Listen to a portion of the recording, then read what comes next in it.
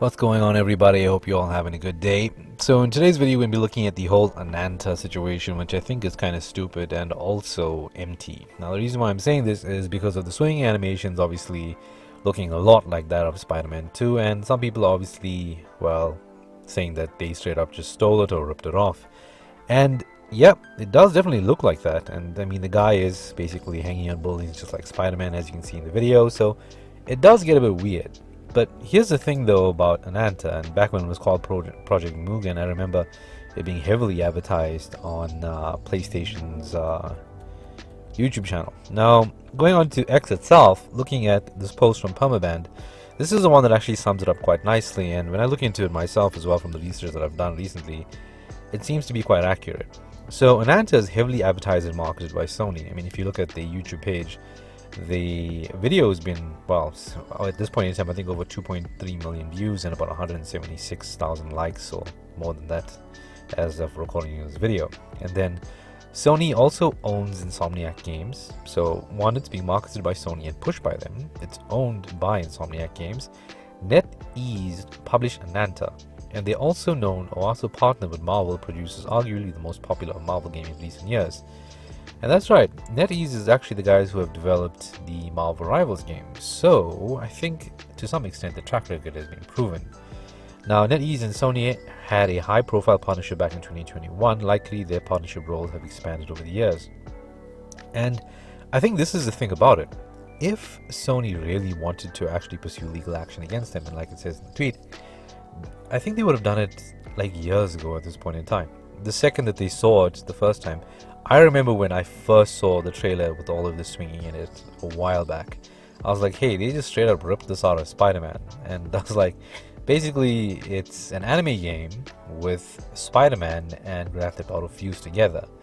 That was my whole feel about it. And I can understand where people are coming from, because if you look at the trailer as well, the combat system, it looks kind of, well, Spider-Man 2. The guy just straight up has Venom's moves from Spider-Man 2, I would think.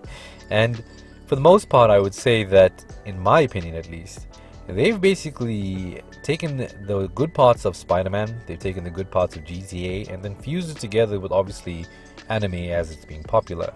And the other issue as well over here is, you see, when looking at the graphics itself, I'm not trying to say that in general these type of games will run on anything, but usually the requirements for something like this, with this type of art style, is usually lower than that of something with a photorealistic setting. So I would suspect that they're trying to get a large install base by also reducing the barrier to entry as far as hardware requirements go. They also probably want to get better frame rates and stuff on the PS5, well, obviously from the art style, and also cash in on the whole anime craze as it's now engulfed the world. My opinion about this though is that, as far as I'm concerned, this thing is being heavily pushed by Sony, and like it says, like it's suggested by Band or Permaband, I think it is, that Sony owns Insomniac Games, and if Sony's heavily pushing this game and advertising it, they've obviously combed through every single section of this game, the promotional material, to see if there's anything that can leave them open legally, anything that can leave them open in some sense whereby it'll negatively impact the game itself, or PlayStation will backfire and blow up on their faces. And in my opinion, if they were able to put this on their own YouTube page, for it to get that many views, for people to point this out, and for them to still not take any form of action, I can only assume, like everybody else, that they're definitely in bed with NetEase, with these swinging mechanics. And well, be that as it may, I would think that, in my opinion at least, don't try to push for these things to be exclusive to certain games, or for certain companies to patent it, the same way that Nintendo has patented monster summoning, or whatever it is.